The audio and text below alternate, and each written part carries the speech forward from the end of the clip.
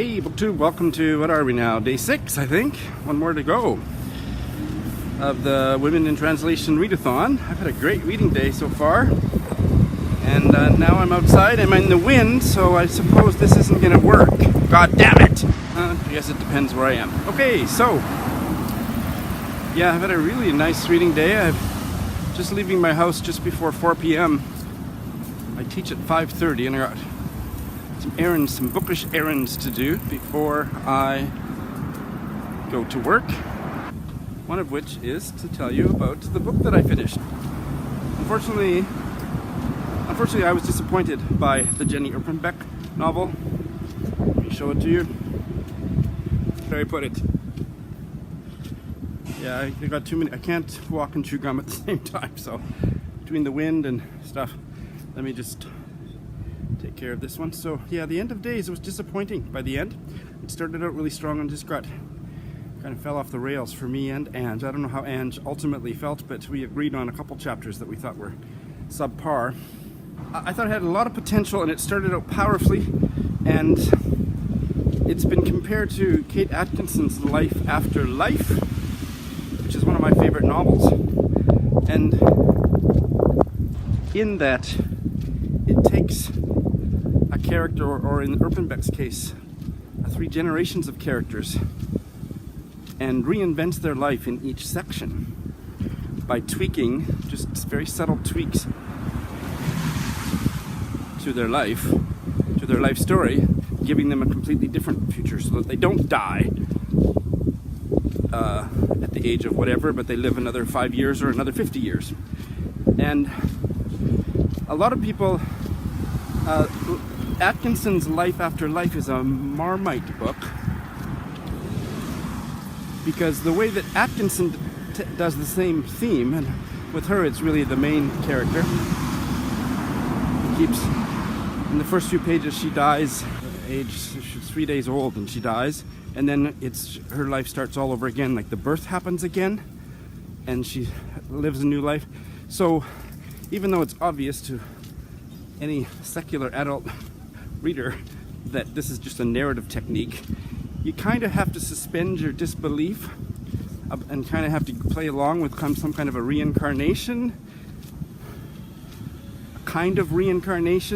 and that puts many a reader off of Atkinson's Life After Life. It didn't put me off. I loved that novel. But in fact, I thought Erpenbeck's technique for rebirthing her characters was actually much more secular, and I thought worked better, in that in between each of the 5 sections, she would have what she called an intermezzo, and she would, as the author or as the narrator of the novel, she would just play around using the subjunctive tense. Well, what if blah blah didn't happen and blah blah happened instead? And she, I thought, did that very well. And between the first and second section, it was just a couple pages, and then those intermezzo's got longer and I thought less effective as the novel went on. But it really worked for me, and I thought it was actually a better way to tell this kind of a weird story about somebody living many lives than Life After Life. But ultimately, Life After Life was a far, far superior novel as far as I was concerned. So what happened, I talked yesterday about the 3rd book, and it was awful. If I hadn't been buddy reading it, I may have bailed at that point, and I don't regret that I didn't bail, but yeah, it was awful. So everything I said yesterday, it was using characters' initials, and it was too much European history and politics, not enough about the characters, didn't care. And so today I read the 4th and 5th books, and they were noticeably better than the 3rd, but they still weren't very good. So this book just got worse. Not like it took a real nosedive in the middle and then didn't recover. This was too intellectual of a book. I didn't end up caring about the character. I really cared in the first story, and even by the second story, started to feel detached. They didn't come alive on the page. Erpenbeck's writing, or at least the translation by Sanofsky, was wonderful, but it wasn't fictional prose, it was essayistic. And I hope to God I'm not getting too much wind noise because I'm on a roll here. And so the quotes that I put on Instagram and on Litzy, you know, when I look back on them, I'm like, yeah, those are beautiful, beautiful sentences, but those are sentences from an essay, not from a novel. So yeah, I was disappointed. I guess I'd try something else by her. I hear her one, the newer one that was nominated for the Man Booker last year was no good. So a couple of booktubers said, yeah, it's no good, don't bother with it, but try End of Days. And I didn't like End of Days very much. I didn't hate it. I'm glad I read it. Parts of it I really enjoyed. The first section could have been a novella or a short story that I loved. But yeah, well, not my thing. I think that's all I'll say for now. I'm going to take you to the Japanese version of a dollar store because I need to buy some envelopes to mail some books to some lovely bookish friends. And maybe I'll take you to the post office too. Have you ever been to a Japanese post office before? Anyway, a Japanese dollar store is 100 yen, which is 100 yen. So it's the same idea, right? 100 yen shop. And this one is the closest to my house.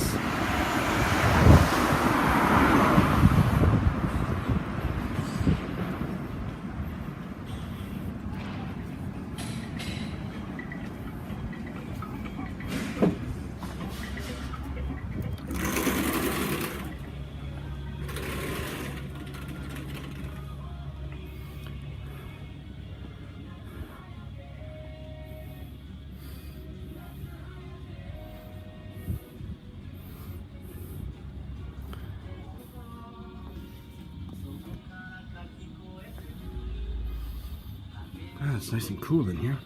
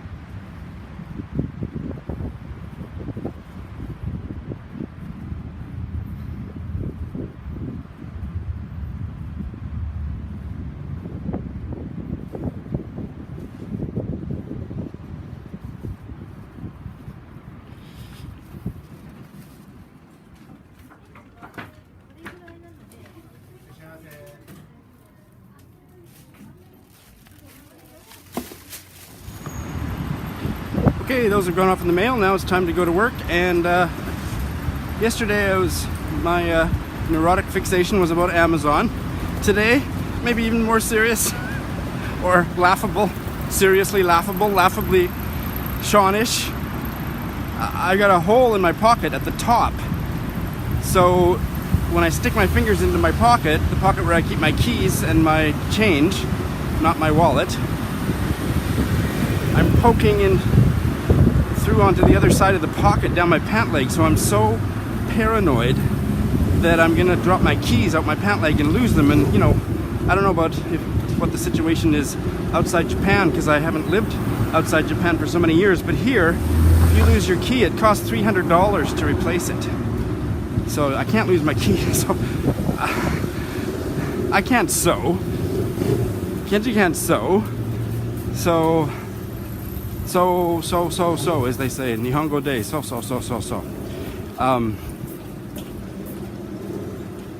Hello, doggy. So probably it costs $10 to get the pants sewed up, but it's better than losing the key. And I think probably what I'll do is I'll just put these in my suitcase and take them home to mommy at Christmas. Please sew up the pocket. All right, back to books and work. All right, I decided to do one last quick little wrap up for this vlog before I close for the day. First thing, I am aware, as probably most of you are if you're on Twitter, that there's an article going around. There's an article going around from bustle.com. I'll put the link in the show notes, but I'm sure most of you have seen it. A study of all the books recommended by writers in the By the Book column in the Times book section every weekend, and that men were 4 times as likely to recommend male authors as they were female authors in that one question: what books do you recommend, or what books are on your nightstand? One of those, or both, all of those questions. I'm looking in the wrong place because I've got my thing backwards. That's such a newbie mistake. See, I'm doing it, but it's always this way. The lens is there, but now it's there. So we'll see how many times I make that mistake tonight. I wasn't surprised, but yet I am surprised, but it's just my personal preference. Like, to me, this is not a very important issue. People can read who they want and what gender they want. Who cares? But what I don't think, do you think this is a big issue? Just for, maybe it is, educate me, but I think you should be free to read whatever kind of books you want. It's certainly telling in terms of the culture. I agree, and I love Lauren Groff's answer to the question, which is quoted in the article. I won't even try to paraphrase it because it needs to be read verbatim. But for me, I just think it's nuts. And I've said this before, and it's kind of tongue-in-cheek, but it's not really tongue-in-cheek. Men don't write very well. There's a couple exceptions. Some people think Shakespeare had a thing or two to say, but I'm not sure I believe that. Anthony Marra is a great writer. Anybody else? I don't think so. E.M. Forrester, maybe. I have to read him again, but I can't think of any other good male writers right now. A little bit tongue-in-cheek, but... And women, how much time do you have? Barbara Pym, Alice Munro, Mavis Gallant, blah, blah, blah, blah, blah, blah, blah, blah, blah. So, I mean, the culture is changing, and hopefully soon there won't be many male writers on the curriculum because they don't really deserve to be there. Even gay male writers aren't very good. Otherwise, let me wrap up. I read quite a bit of this, and I'm really enjoying it, but for some reason it's not a book that I can read quickly, even though it's a very accessible style. It's a little bit of an antiquated style, but it's a very richly psychological portrayal of a family and the family dynamics, and I don't want to rush through it. So I'm at about the 50%, I think I'm just past the 50% mark. I was hoping to finish this today, and I would have had to skim to finish, and it's rich. Maybe I'll finish tomorrow. Tomorrow's my last day of the official readathon. Really enjoying it. The portrayal of family dynamics in a really dysfunctional family in 1920s or maybe 19-teens. Norway, not in a big city but a small town, and of the community and the class warfare and sexuality. I'm really enjoying it. I can't wait to read the next 2 in the trilogy. This one is also one that is meant to be luxuriated in, and this is not one that I would ever put aside because I'm reading a chapter or 2 a day, and the chapters are short. But tomorrow I'm going to put in more time on it, but I'm definitely not going to finish. I'm 45% of the way through. I can't remember the numbers, but this one will probably stretch out into September, maybe far into September, because it's rich, and I love it. And really, the same with good old Herta Müller. The fox was ever the hunter. Thank God for Karen of Run Right Reads, because she's reading everything at least twice, maybe 3 times. And I had to double check that she wasn't just rereading stuff to answer the questions that I had, because I could reread it too. And I probably should. I think this would repay a rereading within the year. It's so rich and densely symbolic, and I don't typically care for overly symbolic, but is working, but it's mainly working because Karen is so wonderful, augmenting what I'm picking up, because I'm not picking up too much, but I'm being too hard on myself. I'm getting a certain amount out of it, or I would have bailed, with or without Karen. But it's not my usual kind of book, and everybody I see on Litzy has bailed on it. And lots of people among my Goodreads friends didn't finish it or didn't like it. It's not for everybody. I'm not even sure it's for me at the end, but I'm about 45% of the way through it. I'm going to read a bunch of this tomorrow and a bunch of this, and I'm going to try to finish this. And I have one more on my TBR. I did have 2 more on my TBR, but the other one was the one that was translated from Welsh, and I will read that, but I'm going to count this one translated from Urdu for my Read book that's translated from a language you've never read a book translated from before, because otherwise this will just stretch out into next March. But the only other one I have, and the only other one I need to fulfill all of the prompts and bonus prompts is red on the cover, and so that is Fear and Trembling by Amélie Nothomb, and it's 100 pages. So whether I start it tomorrow or next week, I've got another exciting buddy read during the weekend, so I won't read any of this stuff. But I have basically mostly a clean slate Monday, Tuesday. Can I finish all these by the end of the day Tuesday? Probably not. Doesn't matter. I'll just keep reading them. But I'm a maverick readathoner and taking my sweet time, because women, in translation, out of translation, women can write. So what's the hurry? Thanks for watching.